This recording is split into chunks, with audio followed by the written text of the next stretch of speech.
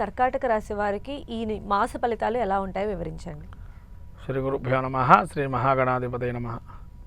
కర్కాటక రాశి వారు చూసినట్టయితే ముఖ్యంగా గ్రహస్థితి వీరికి పునస నక్షత్రం 4 పాదము, అలానే పుష్యమి నక్షత్రం 4 పాదాలు, ఆశ్లేష నక్షత్రం 4 పాదాలు.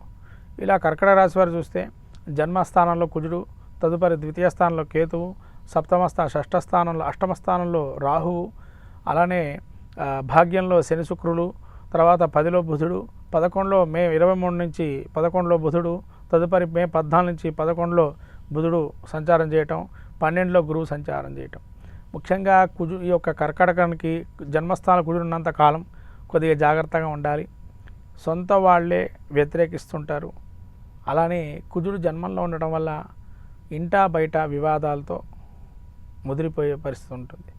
కాబట్టి వివాదాలకి దూరంగా ఉండడం, మౌనాన్ని పాటించడం మంచిది. అది నేర్చుకోండి.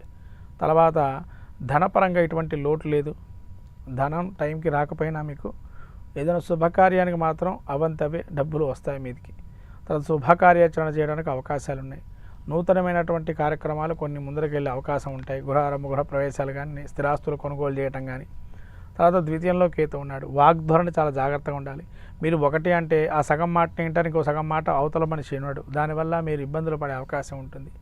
అలానే అష్టమ స్థానంలో రాహు ఉండటం వల్ల ఎప్పుడో మీరు ఆరోగ్యాన్ని క్షీణింపజేసే ఏదైనా వ్యాధి ఉంటే మళ్ళీ పునరావృతమయ్యే అవకాశం ఉంటుంది. అలానే ఆయుష్కారు కూడా అనుకోకుండా కొన్ని ప్రమాదాలు జరగటం, లేదా కాళ్ళకి సంబంధించి మోకాళ్ళ నొప్పులు విపరీతంగా రావటం పెద్దవాళ్ళైతే. చిన్నవాళ్ళకు కూడా ఏంటంటే ఎప్పుడో తగిన యాక్సిడెంట్ జరిగినటువంటి ఏదన్నా ఉంటే కనుక అవి మళ్ళీ ఆ నొప్పిగా అవి రావటం మీద మళ్ళీ ఇబ్బంది పడే అవకాశం ఉంటుంది. తర్వాత శని శుక్రులు వీరికి ఈ యొక్క 9లో ఉన్నారు. కాబట్టి శని యోగప్రదంగా ఉన్నాడు. కాబట్టి స్థిరాస్తి కొనుగోలు కానీ, స్థిరాస్తి సంపద కానీ ఏదైనా వచ్చే అవకాశం ఉంటుంది. అలానే ఈ తండ్రి గారికి సంబంధించి కొంత యోగప్రదంగా ఉంటుంది. తర్వాత శుక్రుడు కూడా వీరికి యోగిస్తున్నాడు 9లో. ఇది ఒక 8 కన్నా 9 ఉచ్చలో ఉన్నాడు. కాబట్టి నూతన పరిచయాలు కొన్ని ఏర్పడే అవకాశం ఉంటుంది. వాడి పరిచయాలు కానీ అంటే మిమ్మల్ని ఎవరైనా చూసినా కూడా ఒక మర్యాదగా లోపలికి రమ్మంటారు. ఒక ఇంటికి వెళ్తే వాళ్ళు కూర్చోబెట్టి మనం ఏదైనా మాట్లాడదామనే ఒక ఆకర్షణ అనేది మీ దానిలో ఉంటుంది.